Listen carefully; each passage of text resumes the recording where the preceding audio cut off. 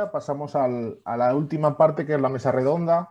Luis Miguel y Vicente, si os parece, encendéis la cámara y el micro. Y voy a empezar yo con una ronda de preguntas y después, si os parece, toda aquella persona que quiera intervenir, que levante la mano y iremos por orden de intervención dando el turno. Sí que os agradecería a los asistentes que fuerais concisos en el tiempo y directos, pues para resolver dudas concretas o aportar matizaciones, pero que no se alargara mucho el tiempo para que pudieran intervenir el mayor número de personas.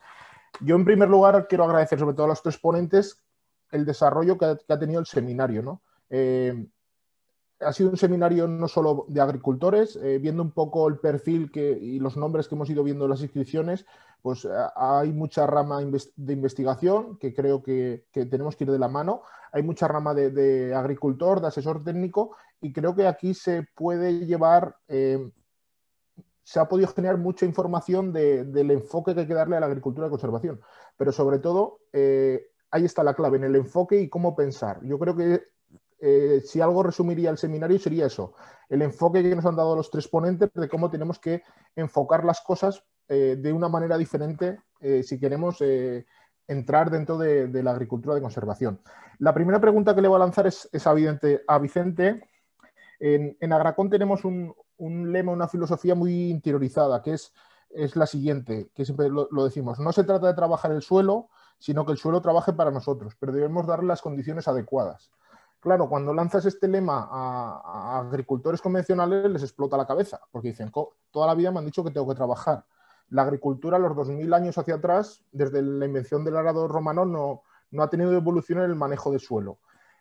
¿Qué crees o cómo crees que se ordena la cabeza de esos agricultores cuando de repente les dices, no, si no labras, si no aras el suelo, estás conservando ese suelo, cuando tradicionalmente les han dicho que para cosechar hay que labrar, para mejorar el suelo hay que labrar ese suelo? ¿Cómo crees que es ese cambio de paradigma? Bueno, el cambio es complicado, es complicado y no tengo la respuesta.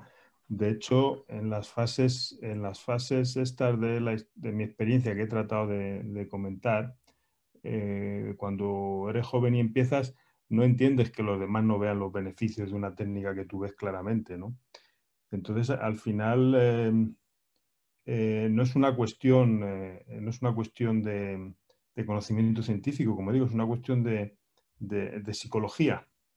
De hecho, yo muchas veces he dicho que hay una asignatura que no nos enseñan en agrónomos, que es psicología, que necesitamos tratar con los agricultores, necesitamos tratar con personas.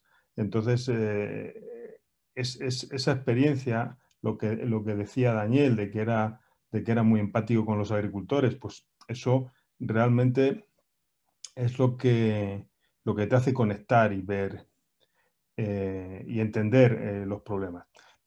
Y lo que sí llegas a la conclusión de que hay casos de que no se trata de tanto de argumentar como de demostrar, ¿no? Y tampoco, aunque yo en mis presentaciones sea un poco vehemente, digamos que yo tengo claro que cada uno llega al convencimiento por su camino y cada uno tiene su proceso. Y son procesos de tiempo. Yo he vivido como gente que era en algunos pueblos, cuando hemos empezado la siembra directa con algún agricultor, que decía normalmente joven, y decía el padre, es que no puedo ir al bar porque me vuelven loco. En el bar, ¿qué está haciendo tu hijo? Es que se ha vuelto loco, como si lo hubiéramos aducido para una secta. Mucha gente que era enemiga aférrima de eso, con el paso del tiempo, de repente te los encuentras por ahí y te están enseñando lo bien que hacen la siembra directa, que ellos ya decían que eso tenía que funcionar. Entonces, no sé, cada uno tiene su esquema mental, ¿no? Entonces, yo realmente no lo sé, es que, pero nos pasa con todo, ¿no? Nos pasa con muchos aspectos de la vida, no solo con esto. Es un proceso lento de asimilación, de creerte una historia, de creerte que puedes hacer otra cosa, de motivación. Lo siento no poder dar una respuesta, ya me gustaría, pero creo que no, que es más complejo que solamente decir, no, al agricultor le puedes persuadir así, así sí o así no. Cada uno tiene sus circunstancias, sus vivencias y es difícil. Vale. ¿Puedo intervenir, Carlos? Sí, Luis Claro. Miguel. No, que yo creo que sí que ha dado la respuesta y además, bueno, aquí ha quedado patente. Y es que no es necesario convencer a nadie. Si aquí no se trata de convencer a nadie. Cada uno se convence por sí solo. Y ya está. Lo que hay que hacer es, bueno, demostrar las cosas. Si la Exacto. teoría está muy bien, pero luego hay que llevarlo hasta el nivel donde está cada uno. Y junto al agricultor tiene que haber alguien que sea un innovador, un echado para adelante y a ese hay que ayudarle para que realmente lleve a cabo esa función. Y los demás, bueno, pues si funciona, funciona y lo adaptarán. Y si no funciona, no pasa nada, pues es otra cosa. Entonces yo creo que no es que haya que convencer a nadie de nada. De hecho, yo dudo un montón y con mucha gente que hablo, la duda es que me impregna, vamos, es que estás todo el día así, con lo cual veo súper difícil tratar de decir a alguien que tiene que meterse en esto porque sí. Pues no, oye, pues lo pones en marcha porque crees en eso y todos los demás luego pues lo ven y si cree que les interesa lo adoptan y si no, pues no. Yo creo que ese es un poco el camino. Daniel, no sé si quieres intervenir esta pregunta o... No, es que estoy completamente de acuerdo, ¿no? A veces reflexiono sobre ello, ¿no? Porque al fin y al cabo es como el talón de Aquiles del investigador o del que genera conocimiento. Ostras, la gente no hace lo que a mí, lo que yo he cuantificado que parece que es mejor con ese indicador. Oye, son, como digo yo, son empresas privadas que hagan, digamos, lo que les venga en gana siempre que esté dentro de la ley y siempre que no afecte los recursos. Se puede hablar sobre ello. Yo creo que es un tema como dice Vicente, de mentalidad y en el que no hay que presionar. Es decir, eh, la gente se va convenciendo en función de lo que ve a su alrededor y de sus necesidades. Cuando la economía o el tiempo apremia, lógicamente existe un caldo de cultivo para que haya una mayor adopción. Cuando la economía o el tiempo no apremian tanto, pues bueno, digamos, no tienes tantas razones para pegar el salto. No creo que nuestro objetivo deba ser convencer a los demás. De hecho, quizá eso también entra en relación con la atomización del sector de los extensivos, ¿no? En Lleida, al menos, comparado con el sector fruticultor, el sector de los extensivos está muy atomizado, muy desorganizado y eso siempre genera aún mayor dificultad a la hora de adoptar cambios. Quizá deberíamos plantearnos que haya eslabones entre la investigación y la producción, que haya agrupaciones como la vuestra, que haya más asociaciones, pero eso deben ser los productores los que lo lideren.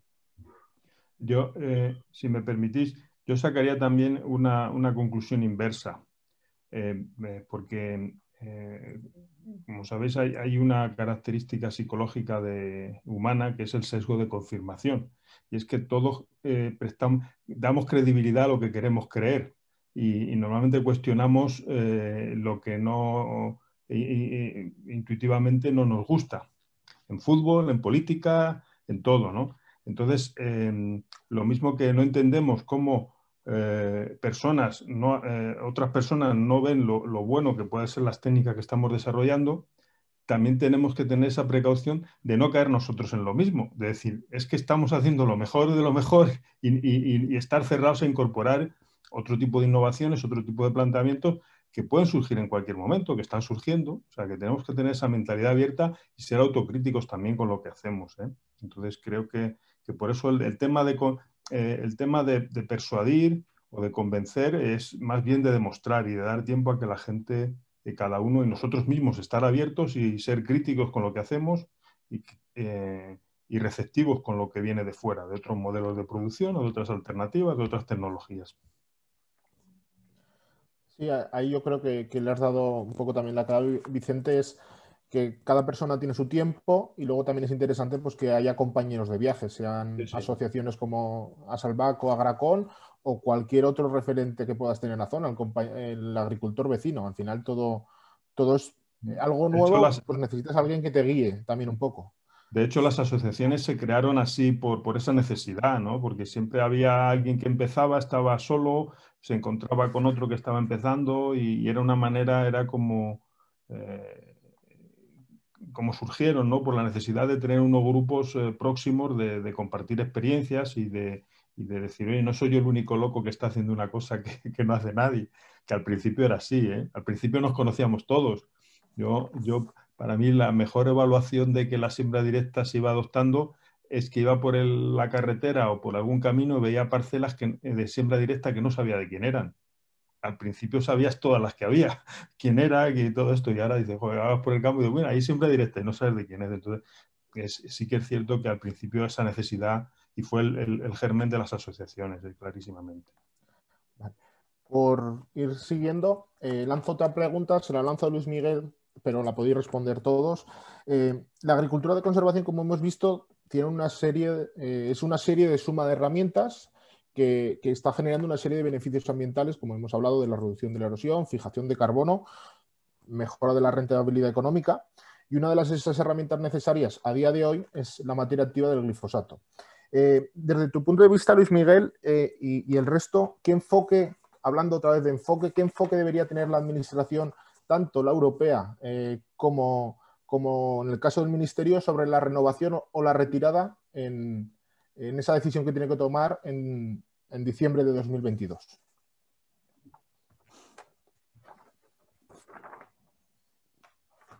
Luis Miguel, ¿está el micro apagado? Sí, ya está ya. Digo que esta pregunta se esperaba, al final es un tema recurrente, ¿no? El tema del glifosato.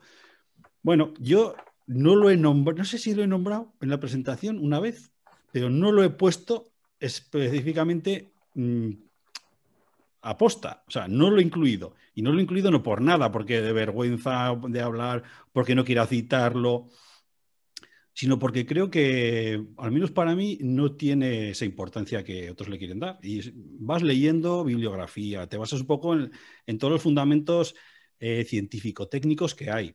Y es cierto que, mira, cuando tú quieres evaluar una herramienta, lo que tienes que hacer es compararla con otra. O sea, tú no puedes decir, esto es malo. Pues, hombre, no sé, habrá que ver la alternativa cuál es y echar en la balanza las dos y ver cuál es la que cae, ¿no?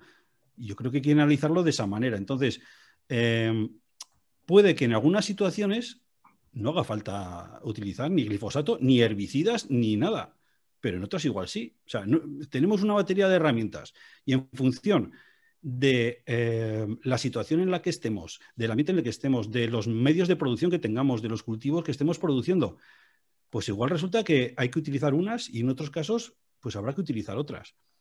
Yo tengo bastantes consultas de gente que está en cultivo ecológico, con hortaliza o con ganado, y cuando tocan los cultivos extensivos se dan cuenta que adolecen de tratar mejor lo que es esa variable suelo. Y se van acercando y nos vamos acercando todos. Siempre existe, bueno, pues una barrera, ¿no?, entre una manera de trabajar y otra, pero la duda siempre es, bueno, ¿y puedo hacer esto sin glifosato? Digo, a ver, o puedes hacer un mínimo laboreo o tienes que utilizar algún tipo de herbicida. Yo no conozco a nadie en el mundo que haga sin laboreo y sin herbicidas. No se puede. Yo creo que no. Entonces, ¿de qué se trata? Pues de analizar cada situación y ver cuál es la herramienta o el conjunto de herramientas más favorable y más eficiente. Entonces yo creo que hay que analizar el problema de forma objetiva y, como ya se ha comentado también a veces en esta charla, yo creo que este tema en concreto es un tema muy politizado y no es tanto técnico el problema, que creo que no, sabiendo aplicarlo correctamente, como político. Entonces da miedo a veces salir una noticia o algo que uno firma un documento en donde figura glifosato. Bueno, y si figura arado y si figura otra cosa, ¿no te da vergüenza? Y pues vamos a ver las ventajas y los inconvenientes que tiene cada cosa para cada caso. Y analizándolo así, pues bueno, saldrá lo mejor posible hacia adelante, creo yo. Esa es la manera un poco de abordar el tema, creo yo. Sí, yo creo que Luis Miguel ha hecho el planteamiento racional que procede y que todos nos gustaría que se aplicara. Porque evidentemente, si comparamos tecnologías o métodos de manejo del suelo, pues los herbicidas, no solo el glifosato, tienen una serie de ventajas claras frente a otros métodos. Pero el problema es que el glifosato en sí es un símbolo. Entonces, esto es una guerra ideológica contra un símbolo. Porque yo no temería que desapareciera el glifosato siempre que eso no abriera la puerta a la arbitrariedad de la desaparición de otros herbicidas. Porque podemos hacer siembra directa sin glifosato, claro que podemos hacer siembra directa sin glifosato. Y como tú has dicho, aquí muchas veces hacemos un cereal después de un maíz sin tratamiento ninguno. O hacemos como he dicho, en invierno, en otoños secos, hacemos tranquilamente, sembramos un cereal después de una leguminosa y únicamente hacemos un tratamiento de hoja ancha normal del cereal. O sea, que no es... que evidentemente el glifosato facilita por su polivalencia y también ha llegado a donde está por sus características. Pero el problema es que se sale bajo mi punto de vista, se sale de un análisis racional. Es un análisis ideológico, es un análisis como has dicho, político, y creo que esa es la amenaza, ¿no? Que no va a obedecer De hecho, la propia Unión Europea se saltó su propia normativa para revisar el glifosato y no aplicó los mismos criterios o no, el mismo rigor o el mismo metodología de análisis que con otros productos, ¿no? Entonces, bueno, esa es la amenaza que tenemos. Que se puede hacer, ojalá hubiera otra tecnología que nos permitiera controlar la hierba selectivamente sin remover el suelo, ¿no? Pero yo cuando sale este tema siempre hago una pregunta. ¿Cuánta gente sabe las toneladas de suelo que se mueven cada vez que se da una labor solo para matar la hierba? 2.000, 3.000 toneladas de suelo. ¿Eso es racional? ¿Eso es racional? ¿Solamente para matar la hierba? Entonces, bueno, ese es el tema.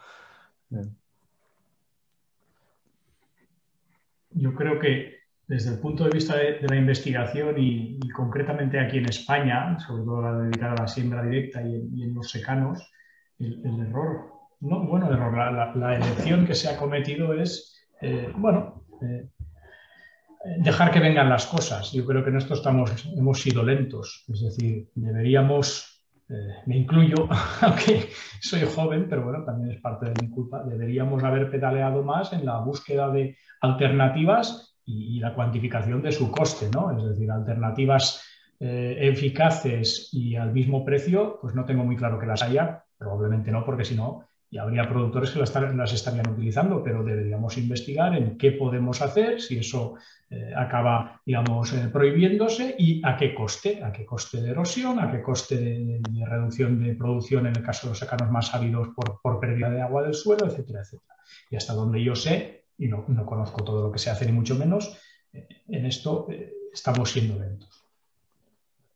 En este punto, por complementar con la experiencia que tenemos en Agracon, sí que puntualmente es una herramienta que puedes prescindir si vienes, como bien habéis indicado, de parcelas que vienen limpias de leguminosa, si has hecho un forraje el año anterior, etcétera, en regadío y demás.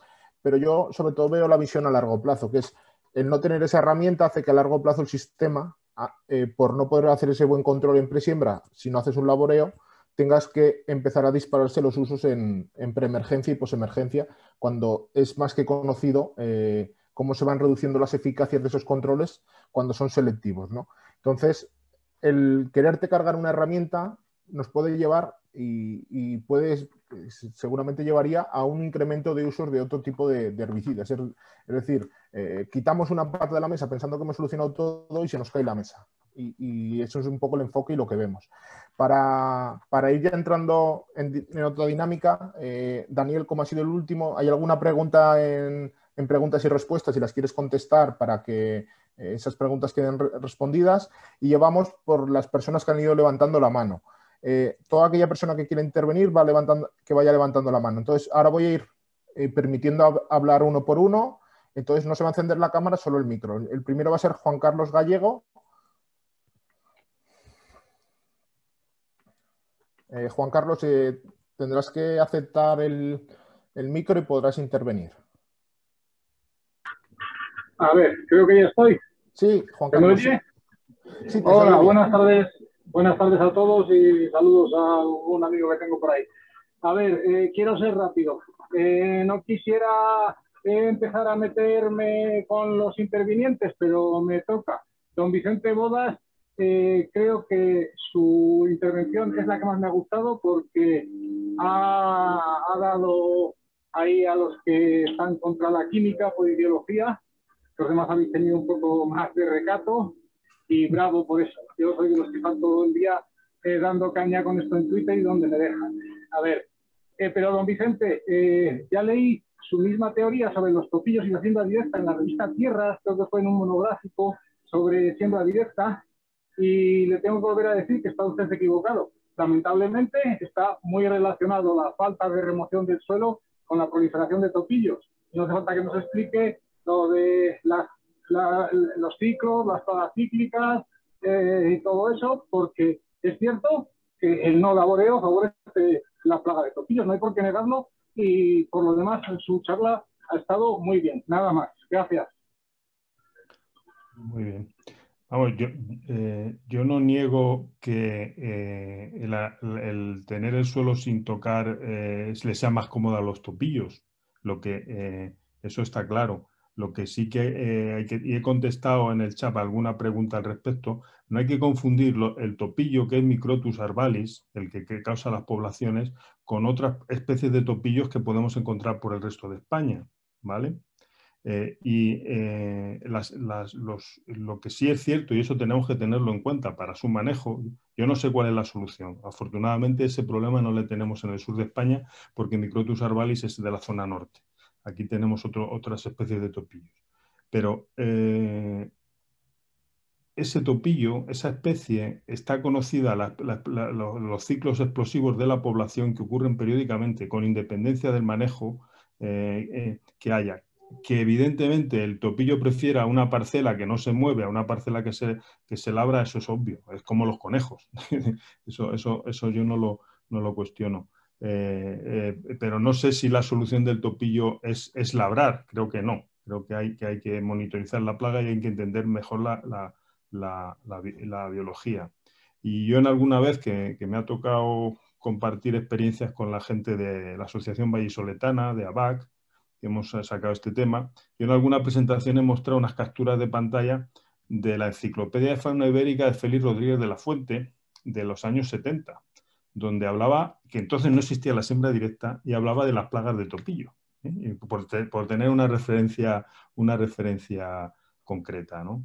Y el famoso cuento del flautista de Hamelin, sabe todo el mundo que viene, en este caso de los lemmings, pero es también el Microtus arvalis tiene esa misma característica en su demografía, esas explosiones. ¿Por qué ocurren esas explosiones de población de forma natural? No lo sé, yo no lo sé. Pero yo tampoco soy un experto en eso. Y evidentemente aquí en Albacete no tenemos eso, pero tenemos plagas de conejos. Hay veces que tienes que pasar un subsolador para romper las uras, porque llega un momento en situaciones o por zonas y físicamente no puedes hacer otra cosa. O sea que no, estoy de acuerdo que no quiero defender lo que no es defendible, ¿vale? Sí, no sé si se me oye. Sí, Juan Carlos. No, que yo estoy en la tierra de Campos, no quiero quedarme con el debate y me callo, pero debería de darse usted una vuelta más por la tierra de Campos. Bueno, si ya conoce los de Valladolid, ya vale. Sí. Y sí, ha habido plagas siempre, pero nunca habían llegado, por ejemplo, aquí a la frontera de la tierra de Campos con el páramo de Burgos. O sea, que algo ha pasado. Pero vamos, que muy bien, ¿eh? Un aplauso. Vale. Hasta luego. Hasta luego.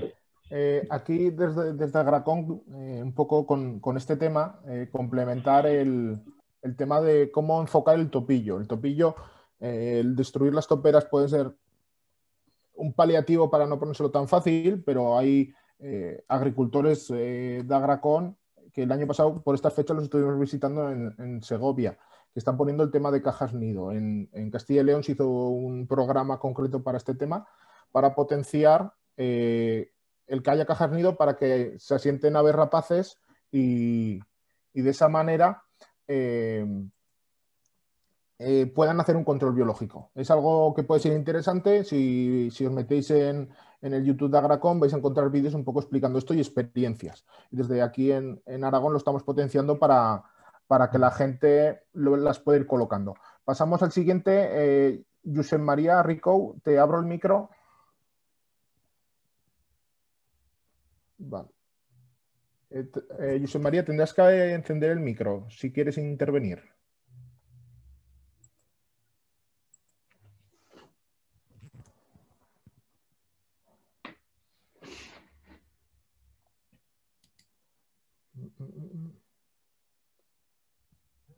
Vale. Bien, vale, vamos a pasar al siguiente que Pachi. También le doy autorización al micro. Mientras tanto, José María puede encender. Pachi, ¿nos escuchas? ¿Puedes encender el micro y hacer tu intervención?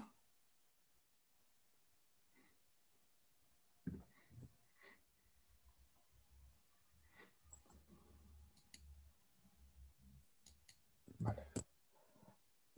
Te escuchamos, Pachi.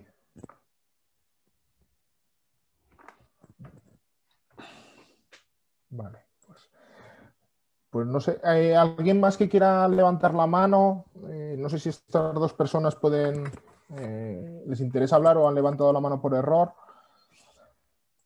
Vale, por ir siguiendo, lanzo una pregunta tanto a Daniel como a Luis Miguel porque lo están implementando, no sé si también Vicente Bodas en sus manejos. El tema del concepto de la agricultura siempre verde ha llegado para quedarse más que nada. Es una nueva vuelta de tuerca al sistema de agricultura de conservación. Ya se venían haciendo ideas aquí en España, pero sobre todo pues, en Argentina, cuando han tenido que darle la vuelta de tuerca sí o sí a este tema por el tema del monocultivo de la soja y ciertas cosas, pues son los que más lo están potenciando, ¿no? Entonces, en esta idea de agricultura siempre verde y los cultivos de servicio, ¿qué recorrido le veis en los próximos 10 años para ir implementándolos poco a poco en las explotaciones? Si quiere empezar Daniel y luego el resto si queréis. Pues eso implicaría que yo conociese el futuro, y el futuro yo lo desconozco claramente. Será complicado porque, al menos en nuestro caso, claro, en nuestra zona tenemos ventana de oportunidad para producir los cultivos de grano. Entonces, una buena parte de productores, ya recalcitrantes, lógicamente, a cubrir el suelo en regadío, bueno, tendrá muchas limitaciones para aceptar que uno de esos cultivos, de hecho es lo primero que nos cuestionan, ¿no? ¿Por qué el cultivo de invierno no se cosecha? Bueno, es que queremos que nos dé otro tipo de ventajas. Claro, en el caso del maíz estas ventajas quizá no son muy claras porque es un cultivo muy habitual, porque los productores de nuestra zona ya lo llevan por la mano, es muy versátil, es muy flexible. Pero en el caso de un cultivo tan específico como la soja, pues vemos unas ventajas muy interesantes pues en lo que se refiere a la facilidad del establecimiento de este cultivo, a incluso un cierto control de las babosas, ¿no? que tienen más material verde durante el establecimiento del cultivo para atacar, más allá de la soja. Para la potencial reducción o quién sabe si eliminación de la necesidad de herbicidas durante la producción de la soja, que es algo que queremos testar en uno de los proyectos a nivel de Cataluña para ver si eso facilita una soja ecológica en comparación con el uso de las vinadoras. Pero asumir que dentro de 10 años eso será completamente aceptado, bueno, hay un paso intermedio, creo yo. Luis Miguel seguro que da una visión más holística, y es que los cultivos en este caso de regadío, sean llevados a cabo mediante siembra directa. Hay más margen económico, no hay restricción de agua, por lo tanto los beneficios de la siembra directa en ese caso, los simples, quizás se restringen a la temporalidad, ¿no? Lo rápido que se puede establecer, por ejemplo, un maíz de segunda cosecha detrás de un trigo, pues en ese caso, lógicamente, todo el mundo acepta la siembra directa, pero en un maíz de cosecha única, pues eso ya no es tan habitual.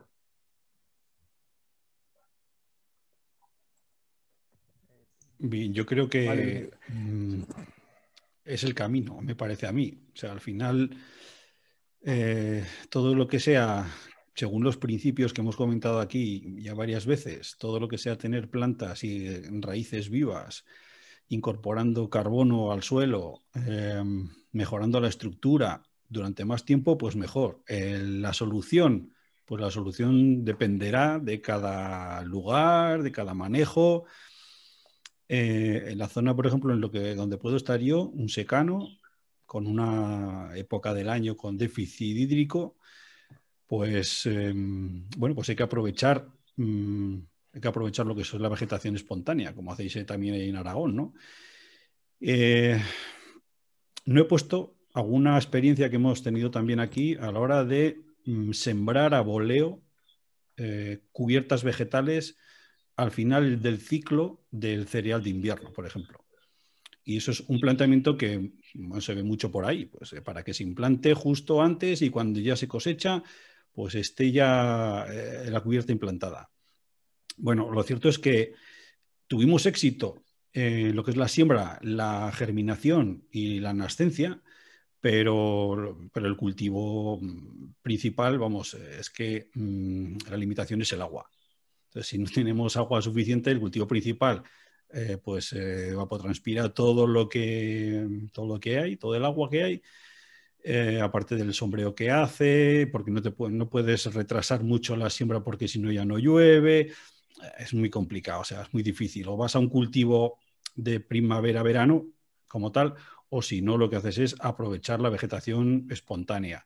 Y bueno, pues uno ve en internet muchos vídeos con sembradoras acopladas a la cosechadora, con sembradoras a voleo a la cosechadora, con máquinas autopropulsadas que distribuyen la semilla, y piensas, por lo menos aquí no funcionaría. En zonas de regadío y tal, pues igual sí. Ahora, es la línea a seguir para implementar el sistema y sacarle mucho más beneficio. Eso es lo que yo veo, por lo cual, pues dentro de cada manejo de cada uno, lo principal es que haya plantas vivas durante el mayor tiempo posible. Vale. Vicente... Vale, sí. Totalmente de acuerdo. Pero vamos a ver, yo creo que lo que pasa es que, claro, triunfa el que pone nombre a las cosas, ¿no? El que las comunica, que cuenta la historia. Por ejemplo, aquí en regadío, la rotación clásica cereal de invierno, maíz, como cultivos principales, entre otras cosas, no es que no se puedan hacer dobles cultivos, es que no hay disponibilidad de agua para hacer dobles cultivos. Pero riegas uno o riegas otro. No, técnicamente se pueden hacer dobles cultivos, pero las concesiones de agua no te permiten regar dos cultivos, tienes que decidir uno. Entonces, ¿qué hacemos? Nosotros hicimos también nuestros pinitos de siembras de cubierta después de un cereal para luego poner el maíz, pero al final nos dimos cuenta que manejando lo que tenemos el suelo siempre verde. ¿Qué hacemos? Una cebada, un trigo, bueno, simplemente con el grano que se cae al suelo, el rebrote en otoño, más las hierbas que nazcan, nos hace una cubierta espontánea. Esa cubierta la aguantamos el máximo tiempo posible. Evidentemente no es una cubierta perfecta, pero es una cubierta a coste cero. Entonces, y a veces muy densa, pues si la parcela tiene algo de vallico también, pues te va a cubrir pero solamente el rebrote del cereal es suficiente. Muchas veces estamos segando, y aguantamos el rebrote del cereal pues hasta 15-20 días antes de sembrar el maíz.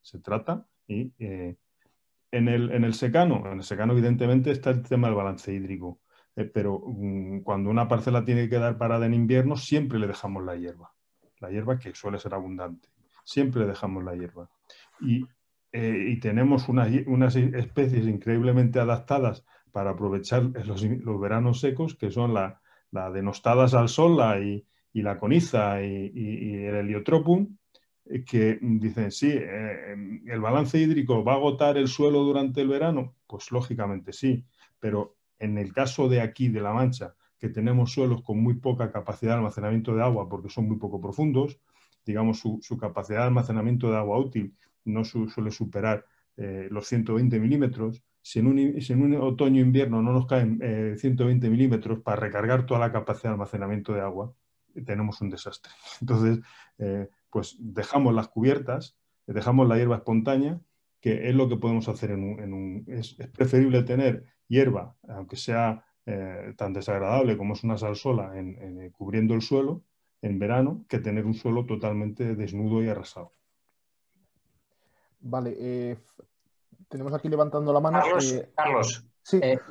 Pascual, oye, yo quería hacerles una pregunta también para los tres acerca de las plurianuales, que también he visto que en preguntas y respuestas también se planteaba. Decía, aquí nos trae un poco de cabeza el tema del cisallo, fundamentalmente con las inspecciones de condicionalidad de PAC. Entonces, ¿qué experiencia tenéis vosotros con las plurianuales en vuestros respectivos territorios? Aquí no tenemos ninguna. No. Se ha valorado a veces entre el miembro de la asociación hacer alguna prueba, pero realmente no se ha ejecutado ninguna. No puedo decir. Yo tampoco tengo problemas. No te da tiempo a tener problemas con las plurianuales porque las anuales ya se ocupan todo el espacio. Pues es posible, no lo sé, pero bueno, ahora estoy trabajando con leguminosas plurianuales para ver un poco cómo se puede gestionar eso, pero no sé, es complicado, pero de momento yo lo que son espontáneas así plurianuales no me generan problemas, son las anuales y las que hay que gestionar. Perdón, Pascual, yo había entendido cultivos plurianuales, no No, hierbas. yo te hablo del cisayo, Sí, del maldito cisayo no, que va creciendo. sí tenemos, y muchas. Por eso. Tenemos santolina, tenemos pinos, tenemos encinas, tenemos retamas. O sea, qué malo no serán los herbicidas que todas esas hierbas nacen en los sitios de siembra directa, todas esas plantas nacen en los sitios de siembra directa y no nacen en los labrados. El problema es el mismo, es la incomprensión de la administración, ¿no? Entonces, al final hay que atajar el problema desde pequeño. Cuando tienes una infección de plurania, yo qué sé, empiezan a hacerte matar de pino o matar de encina, que por cierto la encina es resistente al glifosato de siempre, no de ahora, de siempre, pues hay que arrancarla como sea, aunque sea a mano. Porque sí, es cierto, como se te haga grande tienes un problema. Por administrativo, fundamentalmente. Sí, administrativo, no. Agrícola no, pero administrativo, está claro. Agronómicamente aquí hay experiencias de agricultores que en las zonas más áridas están consiguiendo recuperar zonas totalmente degradadas con lo poco que les nace en verano, que son los cizallos, porque no nacen ni salsolas. Claro. Pero ahí está la falta de conocimiento de la administración que hace ver que porque una planta sea plurianual se entiende que ese campo está abandonado. Ahí es lo que estamos RQR, todas las asociaciones me parece en esa línea. Voy a dar pie a Fran Jasso, que habían levantado la mano. Fran, cuando quieras puedes abrir el micro. Hola. Hola, guys. Enhorabuena a todos. Muy bien, muy bien. Bueno, yo lo de la salsola, lo de las ontinas, yo creo que les pasa a la administración porque no se han agachado, no se han manchado las manos, no han levantado la ontina y no han visto toda la microbiología y macrofauna que hay debajo. Pero vamos, lo que quería hablar era sobre que en esto de la siembra directa, como sabemos todos, es a largo plazo. Y con esto de los topillos, los ratones, que tenemos muchos y por ahí, yo como soy agricultor, yo creo que todos venimos de la siembra del laboreo, de la siembra directa. Yo llevo la mitad de la explotación y tengo los mismos problemas a la gente que le hago el laboreo de ratones. Yo creo que tengo menos donde hago siembra directa. Pero he conseguido, digamos, vamos a decirlo así, acojonar un poco a los cazadores. Los he echado de mis campos. Entonces yo lo que hago es poner los medios para que esos zorros vivan en mis campos tan felizmente. Y alguna vez pues me dan algún susto porque no me doy cuenta y me meto con el tractor en ellos. Entonces esto es una labor a largo plazo. A largo plazo hacer que haya una fauna, unos predadores que vivan allí y un zorro es capaz de llevarse por delante muchas horas. Pero si no hay un zorro, si hay 4, pues aún con más razón. Entonces, no podemos querer que con una cajita nido en medio de Castilla-La Mancha, allí, que no hay un puto árbol, con una cajita nido que nos controle a miles de hectáreas. Eso no puede ser. Tenemos que darles las condiciones, igual que les tenemos que dar en siembra directa, las condiciones para que haya predadores de las babosas, y eso Luis Miguel lo intenta, pero no puede, o predadores de otro tipo, que es lo que estamos intentando hacer. Entonces, no lo veo. Y tenemos que apoyar que se deje de cazar el zorro porque es nuestro ayudante. Y tenemos que crear las condiciones para que ese zorro viva en nuestros campos y tenga allí sus madrigueras y se siga reproduciendo allí. No sé qué pensaréis. Gracias. Yo estoy totalmente de acuerdo en que en el caso, por ejemplo, de los conejos, la sobreabundancia de conejos es un síntoma de un desequilibrio del ecosistema, del agroecosistema. Muchas veces ves por una mala gestión y en concreto está claro que el único predador que se permite cazar y eliminar son los zorros. Entonces, por lo menos aquí. Entonces, sí que yo creo que sí que hay una vinculación entre el descaste de zorros y la proliferación de conejos en muchas zonas, aparte de otras razones. Sí que habría que conocer más a fondo y estudiar más a fondo estos temas. Sí, estoy totalmente de acuerdo. En mi caso, por ejemplo, sí que se ven, bueno, sobre todo más población de roedores. Yo no sé si denominarlos topillos, pero sí ratones en general. Pues se van observando y sobre todo, bueno, pues vinculados a lo que es la climatología invernal. Y más en siembra directa que, bueno, aquí es mínimo laboreo lo que se hace también. Entonces, quizás haya algo más en siembra directa porque tiene sentido, ¿no?, que tú respetes ahí también sus nidos, sus guaridas. Pero si habéis visto la fotografía aérea que he puesto al principio, la zona también contempla bastantes bosquetes, árboles, y estos años que igual hay más población de roedores, lo que se ve también es más población de rapaces. Sí. Entonces, yo pienso que todo lo que sea conservar vegetación, árboles y lugares donde puedan posarse, ¿no?, estas aves, diurnas, nocturnas, lo que sea, pues tiene que ayudar. Y desde luego los zorros, pues, y también yo me alegro también de que circulen por el campo cuando voy yo y los veo. Y yo creo que antes se atacaba por parte de los cazadores más que lo que es ahora, creo yo. O sea, ahora se respeta más, me parece a mí. Pero lo que es la vegetación natural y todos esos bosquetes, los lindes y tal, pues bueno, ayuda a que pues, las rapaces también tengan un hábitat más adecuado para controlar esos roedores, ¿no?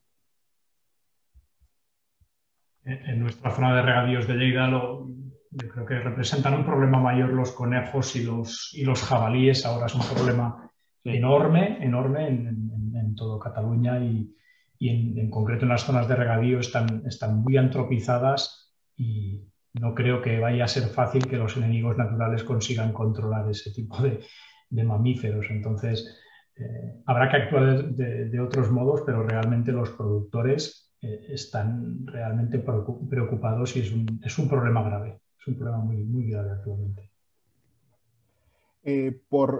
Ahora le doy la palabra a Jacobo, que ha pedido una pregunta que nos lanzaban y ha sido recurrente, ¿no?, que siempre se habla mucho de este tema. Siembra directa, agricultura de conservación y pastoreo extensivo, concretamente de ovino. ¿Compatible, no compatible? Estados de humedad, la dispersión de las semillas, todo eso. Un poco, ¿qué opinión, un poco la opinión que tenéis vosotros? Yo, por lo que me afecta, absolutamente compatible. Siempre que se maneje el ganado con criterio. El problema no es el ganado. El problema es que el ganado lo maneja una persona, en general, yo digo, por los derechos de pastos que hay tradicionales. El problema no surge cuando una finca tiene ganado y lo sabe manejar, no es un problema. De hecho, muchas veces te ayuda pues, a mejorar la distribución de la paja. Si haces un pastoreo racional, no un pastoreo abusivo de las parcelas, pues limitan las entradas cuando están muy húmedas o en tiempo muy húmedo el ganado tiene que salir, los concentras en un sitio que destinas simplemente para ese fin, porque sabes que lo vas a compactar, pero lo manejas tú, lo maneja y obedece a los mismos intereses de la explotación. Ahora, cuando el ganado lo maneja, es un ganado de término que puede aprovechar las rastrojeras de cualquier sitio, pues el pastor tiene unos intereses que no tienen que ver nada con los intereses del agricultor. Entonces, ahí hay un conflicto de intereses más que un conflicto agronómico, evidentemente. Y no sé cómo pasa en muchas zonas. Antes iban hatos de ovejas de 200, 300, pero ahora van hatos de 1000 ovejas, de 2000 ovejas, porque no hay pastores. Entonces, claro, si resulta que tú tienes parcelas en un término en el que está todo labrado y tu parcela está sin labrar, pues te aseguro que las 1000 o 2000 ovejas van a estar allí. Entonces, eso sí que hace daño. Eso hace daño. Entonces, pero porque no es una cuestión de manejo, es una cuestión de intereses dispares, ¿no? que chocan en un momento dado. Cuando la finca maneja su ganado no hay absolutamente ningún problema. Incluso puede ser positivo para controlar algunas hierbas y para todas estas cosas, ¿no? Luis Miguel. Bueno, de acuerdo. A ver, yo no tengo mucha experiencia con ganadería, pero es cierto que siempre, si estás en el campo de la agricultura, el problema que se cita fundamental es el entendimiento entre las personas, más que lo que es el propio ganado y tal. Yo realmente aquí hemos tenido suerte. Hace poco ha venido un pastor nuevo como ganadero. Y la verdad que, bueno, desde el primer día, pues estuvimos hablando y es una persona totalmente razonable. En el chat han preguntado algunas cosas sobre eso y, bueno, yo no conozco, yo de producción animal no conozco nada, pero bueno, entre los dos, pues vemos cuáles son las necesidades de cada uno y cómo complementarlo. Entonces, a nivel de época, digamos, de suelo seco, pues bueno, pasta las parcelas, sabe mis criterios, sabe lo que yo necesito, sabe que no tiene que dejar el suelo limpio, sabe que puede comer, pero bueno, pero manteniendo la cubierta. En las cubiertas vegetales también ha entrado a comer cuando ya, o sea, que se combinan las dos cosas y yo no he visto ningún problema de compactación. Cuando entras en seco, yo desde luego no he visto, si se gestiona adecuadamente. Si no se hacen carreteras por medio, etcétera, si se aprovecha el pasto que hay, manteniendo también parte de la cubierta, bueno, yo creo que no hay problema. Ahora lo que estamos haciendo es un pastoreo también en invierno, que hay condiciones de humedad, pero me interesa ver hasta qué punto puede ser eso positivo o negativo, que entre el ganado con un cultivo, una cubierta bien establecida. O sea, que haya ya una masa de raíces, que yo creo que eso puede ayudar a que no compacten tanto y desde luego no meterlos cuando está lloviendo, recién ha llovido. Pero bueno, humedad va a haber en el invierno, pero interesa también ver un poco cómo trabajar en esa otra época del año en la cual pues igual no hay tanto alimento y bueno, pues yo creo que todos debemos de convivir, ¿no? En lo que es el campo, los agricultores y los ganaderos. Y si hay personas con las cuales tú puedes hablar y entenderte, pues desde luego eso anima a hacer más cosas y a trabajar conjuntamente. Y yo desde luego estoy por romper mitos de la agricultura y la ganadería. Y lo he demostrado en la ponencia y esto del ganado, pues es otra cosa más. Saldrá bien, saldrá mal, no sé. Pero si hay voluntad de arreglarse por las personas y que se entiendan, o sea, hay que dar una oportunidad, nada más. Partiendo de la base que se hiciese un manejo regional, yo creo que algo que hay que valorar o cuantificar es que lo que aportarán esos animales como deyecciones es materia orgánica estabilizada. Es decir, tan preocupados como estamos para la fijación y el secuestro de carbono, el rastrojo, la paja en sí, acaba aportando muy poco en realidad al secuestro de carbono. El paso por el tracto digestivo y las deyecciones, en ese caso, digamos, sólidas, acaban siendo una materia orgánica mucho más estabilizada, que va en relación a lo que nos ha mostrado Luis Miguel con el paso por el tracto digestivo de las lombrices, de ese material orgánico. Ese material orgánico está mucho más estabilizado, son formas de carbono que son más difíciles de descomponer y por lo tanto permanecerán más tiempo en el suelo. Y si eso, digamos, viene de un aprovechamiento de material vegetal de esa parcela, eso para mí es un secuestro de carbono real. Cuando hablamos de secuestro de carbono porque aplicamos fertilizantes orgánicos que vienen de otra parcela, eso para mí no es un secuestro de carbono real. Igualmente que no es un secuestro de carbono real el aplicar deyecciones de animales alimentados con pienso que viene de otros países. Lógicamente, a escala de nuestra parcela quizás estemos aumentando la materia orgánica, pero a escala global eso no acaba teniendo ningún impacto. Yo lo valoraría en positivo siempre que se parta de un manejo racional, como una forma, digamos, de aportar al suelo formas más estabilizadas de materia orgánica y de nutrientes. Gracias, Daniel. Le voy a dar paso a Jacobo. Jacobo, puedes encender el micro cuando quieras y puedes intervenir.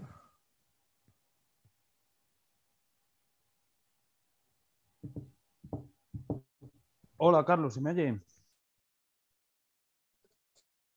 Hola. Jacobo, te se escucha, ¿qué tal? ¿Te se escucha? Buenas tardes. Felicitaros a todos por la ponencia y quería hablar de lo de los topillos, que bueno, pues con las cajas nido se controla bastante bien. También decir, como visteis en la jornada, que mi pueblo pues es una llanura y no hay apenas árboles.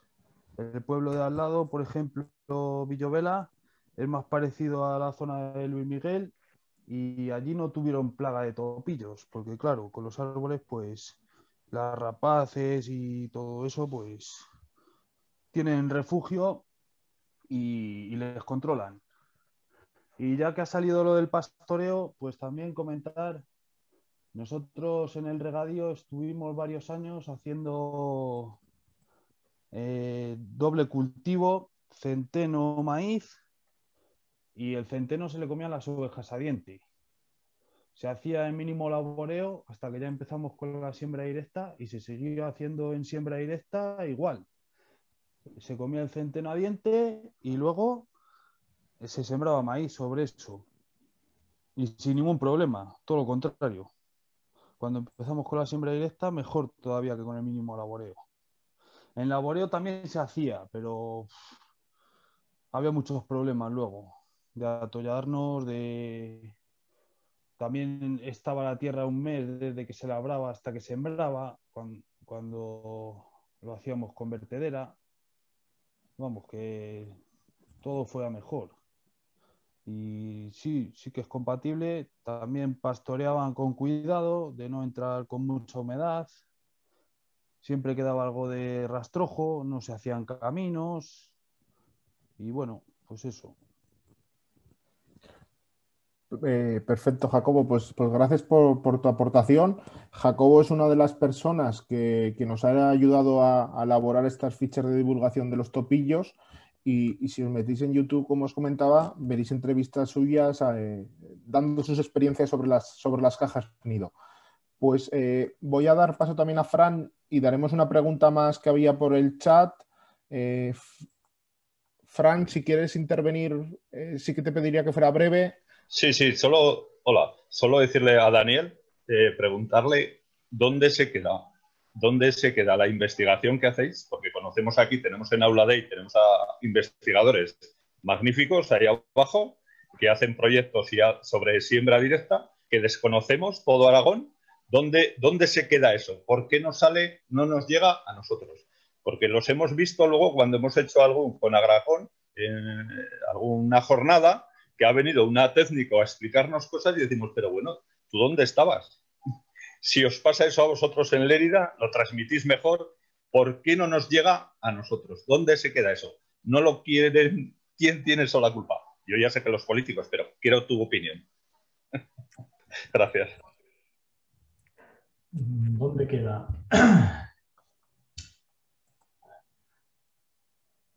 ¿Qué es lo que valoran a los investigadores en España ahora mismo para estabilizarse en su carrera y para conseguir fondos? En general, y siendo muy simplista, pues valoran sobre todo el número de publicaciones de impacto que generamos, publicaciones en revistas internacionales. ¿Se les valora mucho la transferencia? No. ¿La diseminación? No. ¿Se les valora que monten ensayos en colaboración con agricultores o que sean los agricultores o productores o empresas de lo que sea las que, digamos, hagan las propuestas? Escasamente. Es decir, por aquí viene una parte de la culpa, ¿no? Es decir, además ahora mismo estamos en un ambiente, Luis Miguel también lo conocerá, José Luis, que está por aquí en el chat pegándome la vara. Estamos en un ambiente de hiperproductividad en términos de publicaciones. Hay que producir. Entonces, bueno, el mundo investigador, creo es mi humilde opinión, sin tener mucha experiencia, pues sufre un acogotamiento. Gente joven, como puede ser yo, sufrimos mucha presión para tratar de estabilizarnos en un sector que tampoco no está, digamos, bien pagado, ¿no? ¿Qué lleva a unos grupos de investigación o a unos investigadores a estar más en contacto con el mundo exterior o con el sector? Es que eso yo creo que es un tema de elección personal, de afinidad. Es decir, a mí nadie me ha impedido ponerme en contacto con productores. Algunos los conocía previamente, son amigos de la carrera que se han quedado en casa produciendo. Hubo otros que no conocía. Por lo tanto, yo creo que es un tema casi de elección personal. También hay que comentar, claro, España tiene una organización territorial X, ¿no? Entonces, todo eso suele llevar a un mundo más atomizado en lo que respecta a todo, como diría yo, el engranaje desde la investigación al productor o al revés, ¿no? Son de ida y de venida. Eso nos limita un poco, para lo bueno y para lo malo. Y luego creo que falta un eslabón, antes creo que lo he comentado de refilón, un eslabón principal, que en algunas comunidades medio se suple, que es el equivalente al Instituto Técnico francés.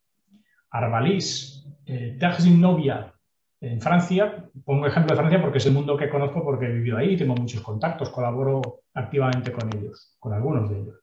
En Francia hay unos institutos técnicos muy potentes que tienen una financiación público-privada. Una parte viene del gobierno, digamos, del Estado francés y otra parte viene de los propios productores. Por cada tonelada de grano que produce un productor hay un pequeño impuesto que se va a financiar ese tipo de institutos técnicos.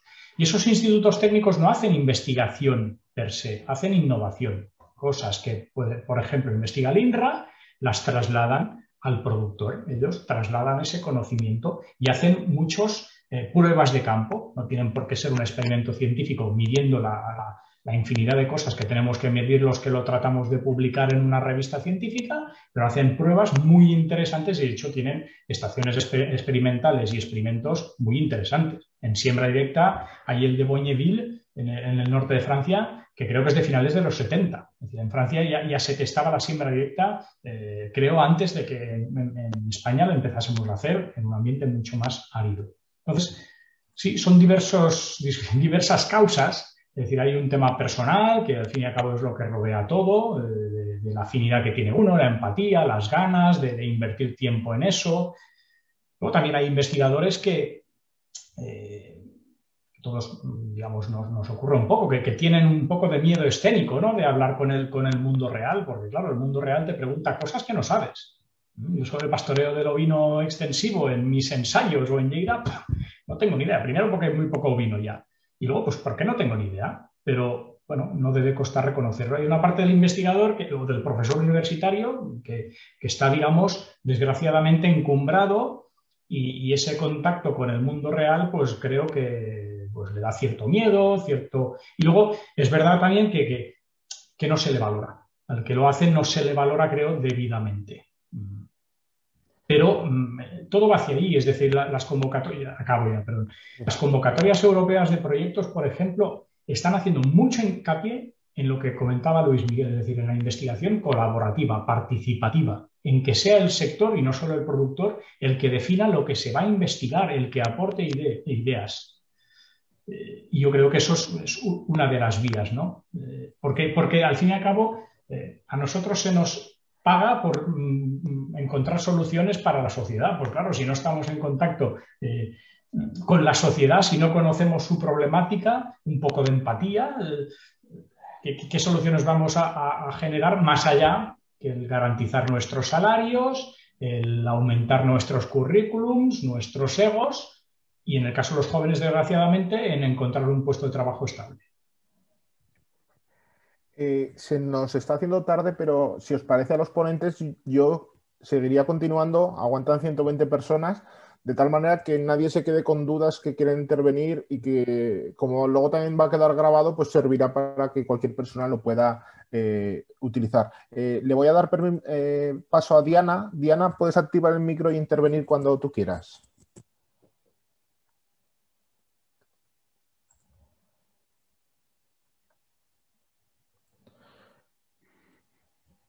¿Nos escuchas, Diana? ¿Puedes encender el micro si quieres intervenir? Hola, ¿se me oye? Sí, te se escucha, Diana. Adelante. Sí, quería preguntar en cuanto al uso de herbicidas. en la agricultura de conservación, si se tiene en cuenta o se pone una atención en cuanto a lo que el tipo o la característica del herbicida que se está utilizando y a la dinámica que va a tener el suelo, como por ejemplo el tipo de persistencia que vaya a haber o la bioconcentración, el lixiviado de aguas freáticas. Como antes estabais hablando del glifosfato, pues refiriéndome a este herbicida o en realidad a cualquiera. Y la pregunta realmente a Vicente o a Luis Miguel o a Daniel también, realmente quien sea. Vale.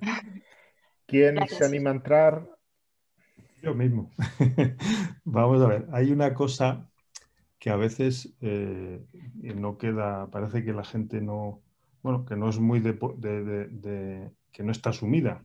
Vamos a ver, los herbicidas o los fitosanitarios no se fabrican y se venden alegremente. O sea, tienen unas condiciones de uso y unas normas.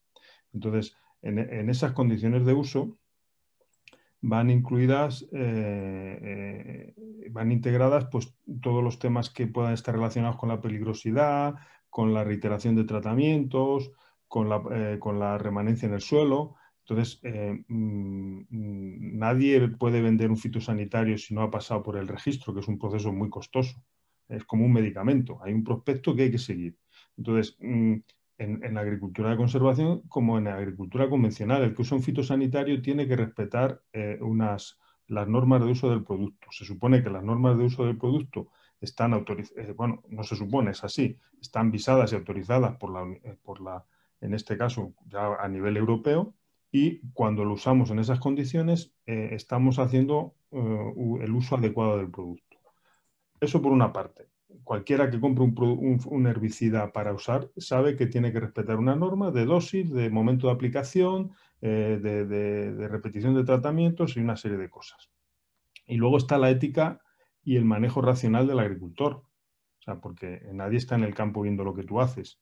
Entonces, evidentemente, si tú eres consciente de que están manejando productos que pueden tener un impacto, pues minimizas el uso al máximo, pero no vas a comprar un producto que ya está autorizado en unas condiciones de uso. Creo que eso es lo más relevante que hay que tener claro, que no cogemos no podemos elegir un producto y establecer nosotros cuál va a ser su comportamiento. Está ya establecido y en base a esas características, pues si cumplen las normas de uso, en agricultura convencional y en agricultura sin laboreo. Yo creo que... Bueno, iba a dar por respondida la pregunta porque hay más, por ir de uno en uno, y le voy a dar paso a Antonio García, que también ha pedido la mano, así, para que pueda ser un poco más dinámico y podamos llegar a más preguntas porque quedan 4 o 5 en el tintero. Antonio, puedes activar el micro cuando quieras y trasladar tu pregunta o tu reflexión.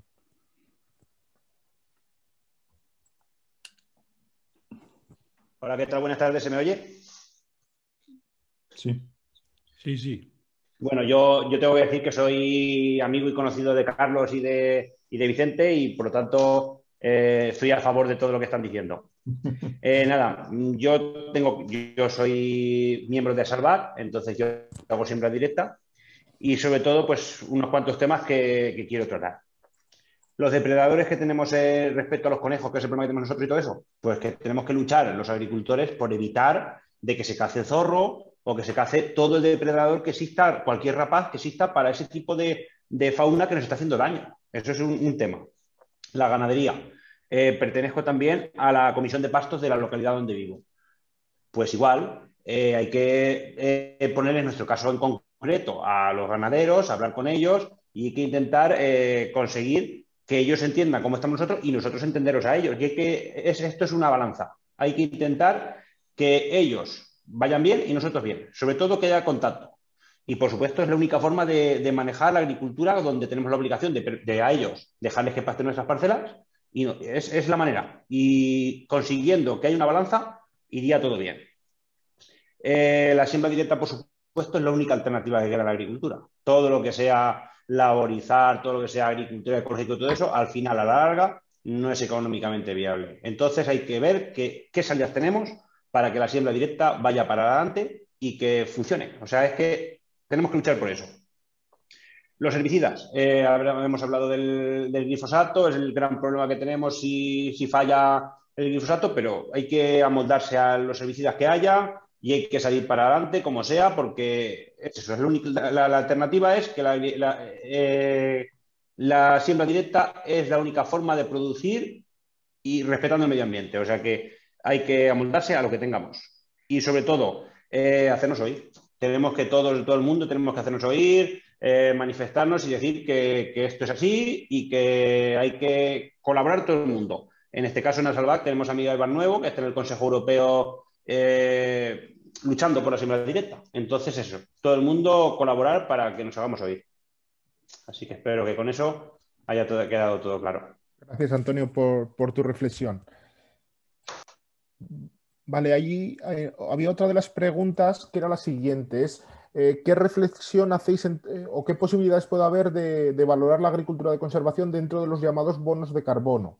Principalmente, seguro que os ha llegado la noticia de un agricultor estadounidense que por hacer ciertos manejos de conservación de suelo, etcétera, pues tenía una serie de bonos por fijación de X toneladas de CO2. ¿Es posible esta valoración? Y estoy hablando un poco con la otra pregunta que hay, que es ecosquemas y PAC. ¿Cómo valoráis la posible entrada en esos ecosquemas, valorando la agricultura de conservación tanto en su rama de extensivos de siembra directa como en la rama de cubiertas vegetales y leñosos, como prácticas beneficiosas por las que se tiene que incentivar ciertas primas? El que quiera intervenir primero. Bueno, pues igual empiezo ya ahora. Empezando por lo segundo, el tema, los ecoesquemas.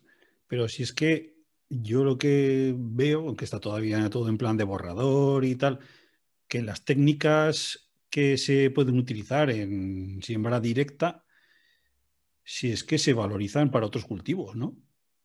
O sea, tienes en leñosos, tienes en olivar. Sí, realmente ahí, ¿qué problema hay si lo incluyen? ¿Y por qué no se incluye en extensivos? Pues no sé. Bueno, por una cosa, ¿no? Solo por el nombre este famoso que hemos tratado antes, ¿no? De que no entre el glifosato. Pero vamos, es que yo no sé, analizas un poco los ecoesquemas propuestos y es que no tiene sentido. Pero vamos a ver, pero si es que se cae por su peso, todos los beneficios que tiene a nivel de materia orgánica, a nivel de erosión sobre todo, uniéndolo a la pregunta primera con el tema del balance de carbono, que no es tanto igual el carbono que fija, porque luego el carbono tiene su ciclo, sino el carbono que se deja de emitir en base sobre todo al consumo de combustible. O sea, que es que es tan evidente y se puede medir, yo creo que bastante fácil, simplemente con eso, que resulta extraño que no haya una apuesta por el sistema este desde el punto de vista de la administración para incluirlo como un ecoesquema más. O sea, me parece a mí. Pero es el mismo, lo has dicho tú, o sea, y lo he intentado remarcar yo en mi presentación, hay un pecado original que no vamos a expiar. Entonces, vamos a ver, nosotros hemos, desde Asalvac, básicamente por Miguel Barnuevo, que ha sido la persona más activa en estos temas, que ha estado involucrado en reuniones con el Ministerio, en reuniones en la Unión Europea, con la Comisión, en muchos casos apoyados también por la Unión de Pequeños Agricultores, o sea que hay mucha gente que se ha movido en esto. Hemos tenido visitas a campo, afortunadamente, aquí de funcionarios relevantes del Ministerio de Agricultura para demostrarles en campo lo que es un campo de siembra directa. Porque es muy bonito legislar y hablar de medio ambiente y no haber pisado nunca un campo de siembra directa. Entonces, pisar el campo, ver la vida que hay, ver cómo está el suelo, ver todo esto, compararlo con... Y no tienen argumentos para contradecir eso. El único argumento para contradecir es que usamos glifosato. Es así.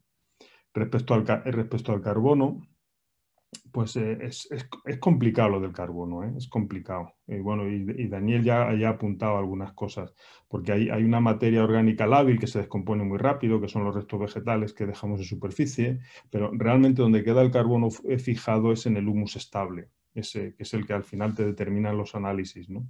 El humus estable. Entonces, pasar de como hemos dicho en algunos suelos, de menos de un 1% a un 2%, pues eso sí fija una cantidad de carbono. ¿Cómo se controla eso? ¿Cómo se valora eso? Para la administración y para subvencionar y pagar esto, esa es la madre del cordero, ¿no?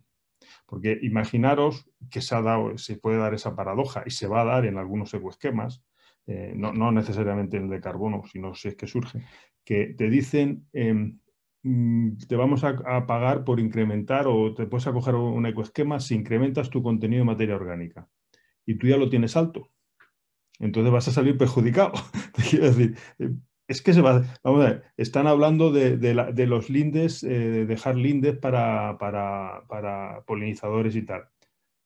Aquí hay fincas que ya los tienen, pero no le valen, porque se lo están pasando, como decía, y se lo están pasando a monte. Entonces, dice, ¿y qué tiene que hacer la finca? ¿Labrarlo para que cuando pongan el ecoesquema ponerlo en marcha? Vamos a ver,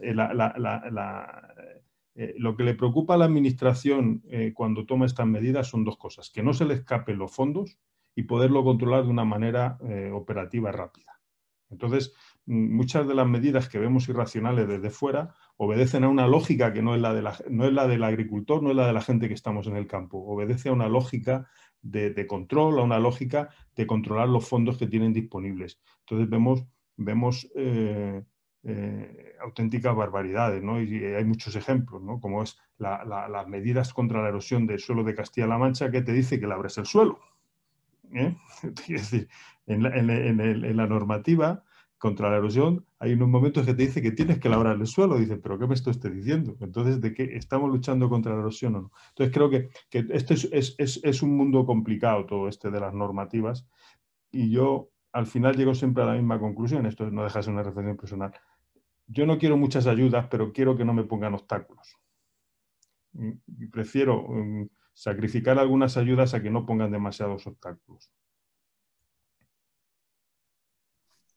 No sé si puedo añadir un poco sobre el carbono, si os va a molestar. Yo no es que sea escéptico, pero es que es un tema complicado de medir y complicado de auditar y de demostrar. Y Vicente ha comentado una cosa muy importante, que es la retroactividad. Es decir, el secuestro del carbono es finito. Si no tenemos un ambiente de mayor productividad, digamos una puesta en regadío, y hacemos una práctica óptima en secano, vamos a secuestrar carbono hasta un momento X. Tanto, durante ese periodo se puede secuestrar carbono, que normalmente son tasas más escasas que lo que se ha ido divulgando por ahí. Parece casi que es la gallina de los huevos de oro. Luego, explotaciones que tengan un nivel de carbono orgánico, de materia orgánica elevada, si el pago o la ayuda, el subsidio, como lo queráis llamar, se da a partir de ese momento, probablemente no rascarán nada porque no tendrán capacidad de seguir secuestrando carbono a la misma tasa. Eso por un lado. Luego tengamos en cuenta que ese secuestro suele ser mayor en ambientes con mayor déficit hídrico. Eso al utilizar la siembra directa. Y eso hay por lo menos 2 artículos que lo demuestran de una forma muy elegante y muy bonita, y los podemos circular si hace falta. Yo creo que Suiza está en eso, no asociado a la siembra directa, pero Suiza está en eso, en medirlo a nivel de explotación y que haya, digamos, subsidios estatales o nacionales para ese tipo, digamos, de proceso. Yo creo que uno de los sencillos es el que ha comentado Luis Miguel, es decir, si nos ahorramos consumo de gasoil, ese cálculo es directo. Y luego, como siempre, apostando por las leguminosas. Un cultivo de leguminosa es un año en el que a priori no se aplicará nada o casi nada de nitrógeno. Por lo tanto, el resto de gases que están por ahí, que de hecho calientan, dicho así en coloquial, más, los eliminamos de un plumazo, y además quizá podamos reducir los aportes al cultivo posterior. Es decir, que hay más herramientas. No soy escéptico en cuanto a la capacidad de la siembra directa de secuestrar carbono, pero que tengamos en cuenta que ese secuestro es finito, que es a una tasa normalmente pequeña, y que muchas veces la forma que tenemos de medir la escala de explotación, de coger la barrenar hasta 30 el año 1 y el año 10, eso no es del todo correcto, porque en realidad si el año 10 ese suelo está más esponjoso, estamos midiendo sobre menos masa de suelo. Por lo tanto, el carbono, el secuestro, se debe medir en stocks y no en concentraciones. Y para medirlo en stocks tenemos que medir la densidad aparente del suelo. Y eso, para los que la hemos medido, y sobre todo en secanos pedregosos, es una putada como una casa. Es decir, es complicadilla. Creo que en esta pregunta habéis intervenido los tres, ¿no? Luis Miguel, tú también habías intervenido ya. Vale. Lo vamos a dejar aquí. Ahora pasamos a la parte de la despedida. Agradecer a los 100 que aún aguantan como titanes después de 5 horas de soba que les hemos dado. Carlos, una cosa, que es que Sí. había una pregunta, un comentario en el chat que me gustaría también matizar un poco, bueno, matizar o sacarlo aquí un poco. Es el tema de las tierras en arrendamiento, que curiosamente suele surgir en algunas charlas que voy dando, es si tú planteas que esto es una inversión en suelo, va mejorando despacio, tal, y dices, ¿y cómo lo hacemos cuando yo estoy arrendando una tierra por un periodo de 5 años, por ejemplo?